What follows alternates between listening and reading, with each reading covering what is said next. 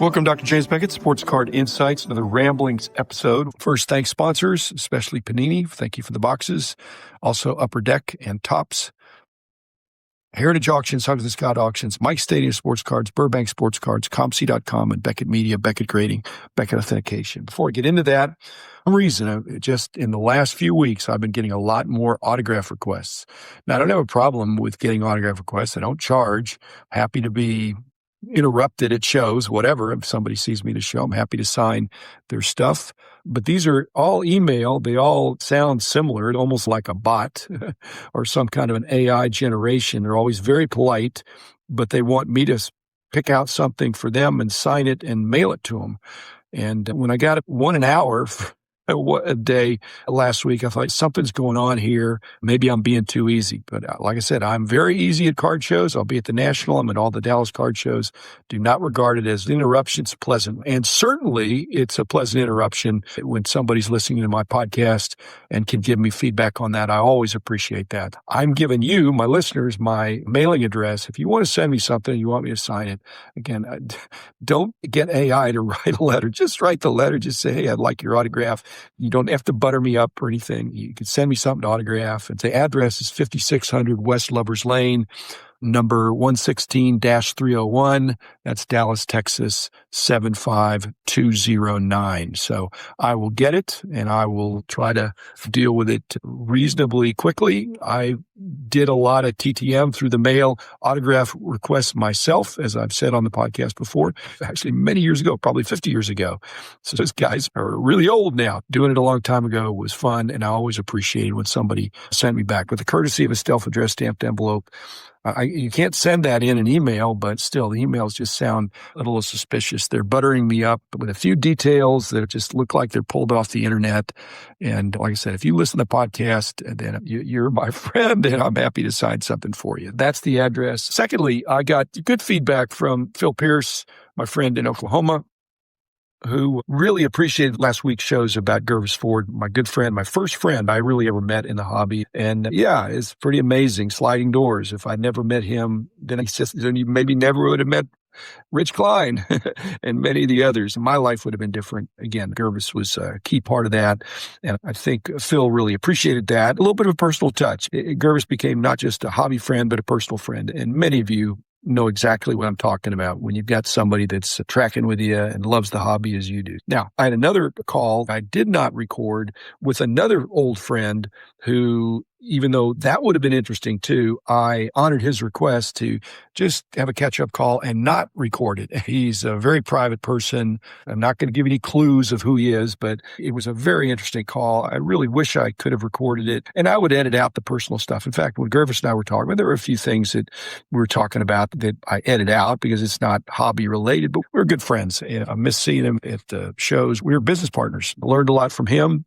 I hope he learned some things from me, but we were two amigos. Thanks, Phil, for shouting that out. Also, Phil is saying he's doing playing years runs of some of his favorite players, and he's getting them autographed. I just thought people do not understand that 50 years ago, the autograph hobby, autographing cards or photos or whatever, was not completely separate because they came to the same shows, but it was very different. You either went for autographs or you went for complete sets.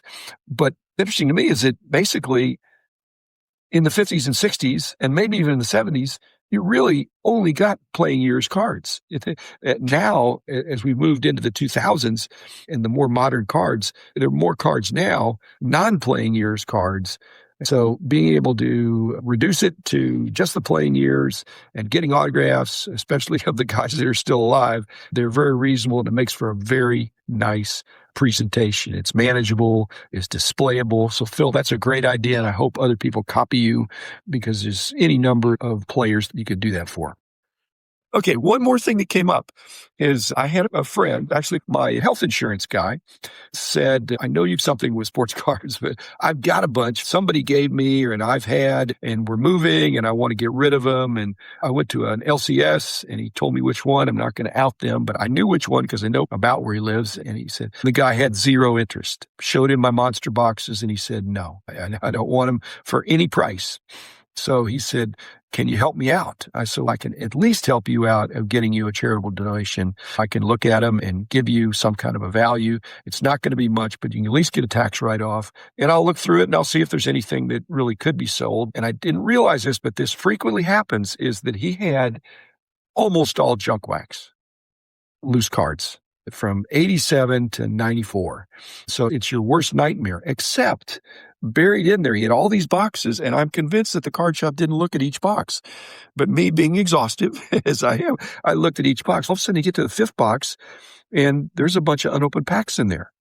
Now, they're junk wax packs, and then you go another couple boxes, and there's some more. Basically, you could almost throw away the junk wax loose stuff, because even with stars, there just was zero value. That was discouraging to the local card shop.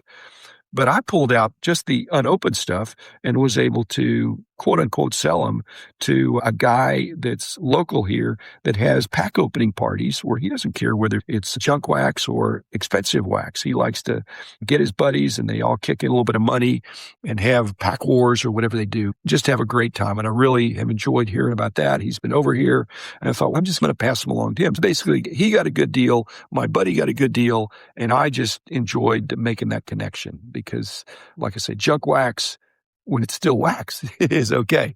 Like I say, sometimes there's addition by subtraction. If he would have taken out all the loose cards and taken them to that same card shop, he probably would have gotten the same amount of money that I got him, which I've now forwarded on to him. He's a good guy, and I'm happy to provide that service.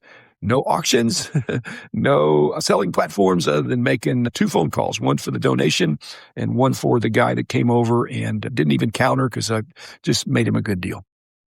Okay, one other thing, there was an issue at Beckett Grading where somebody copied me on an email back to the BGS customer service. They thought they got a bad deal, they got a low grade, and they thought that maybe the grader had damaged the card because he said it was not damaged when I sent it in. I thought I was going to get a 10. I got an 8.5, and surface damage was noticed. I'm positive there was no surface damage there when I sent it in. I took high-res photos. I had sent the card to a professional cleaner before I sent it in, all with the expectation that I was going to get a 10. A Beckett 10, a gold 10, or a black label 10, whatever. He had high hopes for that card. But then he's showing, I didn't see the before, but I saw the after. There was a scratch. There was a kind of a faint line on the front and a noticeable scratch on the back of the card. And so the question in my mind, I don't want to get involved in that. I'm no longer at the company, but I just thought these are the kind of things we thought about back when we were formulating BGS, is that there's honest mistakes that happen and graders can damage cards. I'm not saying that's impossible, but most surface damage that occurs to cards happens at the manufacturing process card company. Surface damage doesn't happen as often, I think, in the mail. People don't go around scratching cards. Okay. If you open the card and you immediately put it into a penny sleeve and then a card saver, which is what this guy probably did, if there's a surface damage there, it may have been from the factory. And so his photographic evidence, I'm not saying it's distorted or that it was AI enhanced, but when you're taking a picture of a flat card, if you don't get the angle right, you can't see, not shadows, but the reflectivity of the card and tilting it at a certain angle or flat on, you may not be able to see the scratch, but you could see it now. And then further, there's more to the story. This card actually at some point also was hand signed. So if you're looking at who's going to scratch the card, and the choices are the factory, which I think is where it mostly happens, or an athlete who's handling the card and just signing it in whatever the story would be there, or graders who have white glove treatment of the cards. In fact, if graders mess up a card, it's possibly if they damage the corner, if they dropped it, which again, is very rare, or ding it in some very slight way when they're trying to stick it back in the card saver. Again, very rare, but I just thought this is the kind of stuff I was involved with when it got to me. It was, hey, how do we resolve this? You can't split the baby. You have to evaluate the evidence. Even with photography, it's not that the photo lies, it's that sometimes a photo doesn't tell the whole story. And it's possible the professional cleaner, who sends a card to a professional cleaner? A lot of people do, but they're going to wipe it, I think. And certain wiping is okay. Other wiping is not okay. Wiping with a substance, wax on, wax off. It's not an open and shut case. Most surface scratches or surface imperfection are completely unintentional. It happened to the factory, or it happened incidentally in some way.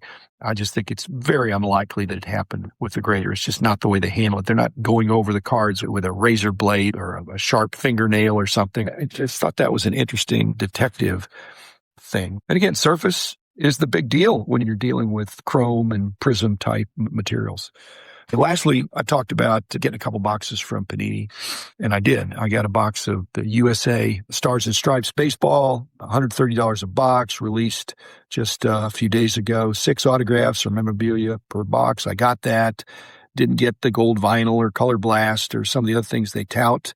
But I did notice that when I looked at Dave and Adam's, because I've been longtime friends with Adam, and so I thought, wonder what they're doing on this. They have $130 a box, but they actually have $120 a box if you participate in a break. In other words, if you let them break it, you're actually getting it for cheaper. This just shows what I've said on Hobby Hotline and other places, and you get free shipping if you do that. And so I'm just saying the card companies and the distributor, these big players in the industry, are realizing breaking is the preferred way of delivery. And they're encouraging people to go that way. 12 packs of 12, obviously got that. This is a product when these players are so young and really haven't emerged yet for the most part. The question would be, for me, it's no question. I just open up the box. But there would be some consideration to leaving it unopened. But I just like to open it and see what's there. Now, once you open it, there's certain things that do have value, some things that might future value, and others that it's pretty unlikely they're going to have much value. Some of the base cards, the very easy inserts, the very easy parallels, that stuff can go in the dollar box. Some of these other non-base cards, of which there's 3 in every pack about, but no pack odds. So you're not really sure other than when you open up your box. I only got 1 of these, and I've got none of these. I didn't get any color blasts. I would have known that. Now, you can still derive the production quantities. You can figure out, and we used to do this. I'm not doing it for this product, but you can figure out how many packs they must have had. In order to fit in with 3 non-base for every pack, you can figure out how many non-base cards there are, and you get at least a rough number of how many packs. They aren't short printed, but they're not printed as much as a flagship set. So I enjoyed it. Let me go to the next one. The next one was 2025 WNBA Prism, much more expensive box, probably 6 times more expensive, maybe. Still 12 packs of 12, so exact comparison. Both boxes were 12 packs of 12. The form factor was different. The Prism box looked like it was going to be more expensive. Caitlin Clark on the front, along with Navisa Collier and Paige Beckers. Some star power there. 2 autographs per box. Didn't get any color blasts. But 12 packs of 12, 3 non-base per pack. And some of these boxes that I get or you get, they're judged and priced frequently by what's the best card you could get in there. And there's a better best card you could get from the WNBA than you could from the Prism USA Stars and Stripes. And that drives the box price, looking at the best card. But the median card or the average card, that's another story. So I started thinking about it, and I realized that back in the 50s when I started collecting, in the 60s and the 70s even, Topps put cards in series.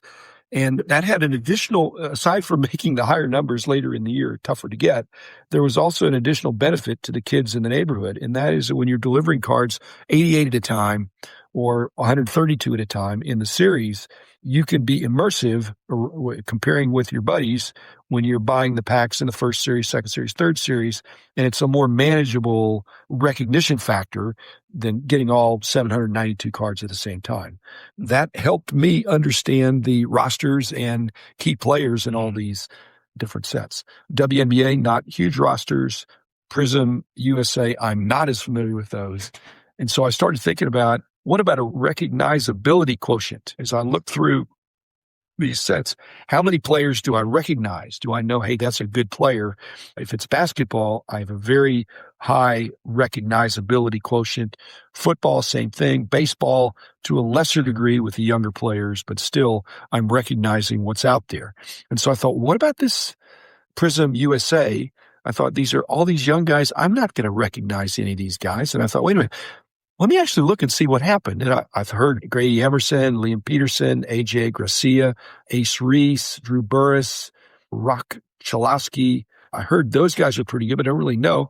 But all of a sudden, I got a Kevin McGonigal. I know he's good now. Connor Griffin, I got a Connor Griffin card. I got a Bobby Witt Jr., Charlie Condon, I think he's good. Jace Young, Josh's little brother. So I'm looking through here, and that doesn't even include the autographs. So I'm reasonably pleased. A lot of color and some recognizable players. Okay, so then what about the recognizability of the WNBA? Now I'm doing a little better there. I'll just go through them real quick. Nafisa Collier, Angel Reese, Aaliyah Edwards, Kelsey Plum, Michelle Timms, an old-timer, Skylar Diggins, played for the Wings, Brittany Griner, Cynthia Cooper, Najua Lloyd, Lauren Jackson, Sophie Cunningham, Camila Cardosa. I'm recognizing Lexi Hull. I'm recognizing some of the Cameron Brink, another Angel Reese, Diana Taurasi, Maya Moore, Sue Bird, Nancy Lieberman, local, Sabrina Ionescu, another Kelsey Plum, another Sue Bird in color, Tamika Catchings, Brianna Stewart. If you're getting my drift, your Paige Beckers, 2 of those are rookies. Let's see, that sounded good. Another Paige Beckers. Let's see, some rookies here that I don't know, but I may just set them aside for a future trade or whatever. Kate Martin, Haley Van Lith, 2 more Angel Reese, another Lexi Hull, Ticha Penichero, old-timer. Not real, she's younger than me, but my point is that's what you ought to be doing. If you open up the box, if you're only looking for Caitlin Clark, of which I did get one, to me, that's not fun. If you're a collector, you ought to know the sport. I'm making progress on WNBA, but I've got a long way to go if I really wanted to dig deep into it. If I'm going to be buying product, I need to know what to look for and know when I've got something good. And watching breaks helps with that. But again, just following the sport. Anyway, that's it for another episode here. Thanks, Panini. Thanks, everybody else. Have a great time and keep your questions coming. Like I said, if you want to mail something to me, send it on. Happy to sign and still enjoying doing the podcast and enjoying my interactions with all of y'all. Thanks. Bye.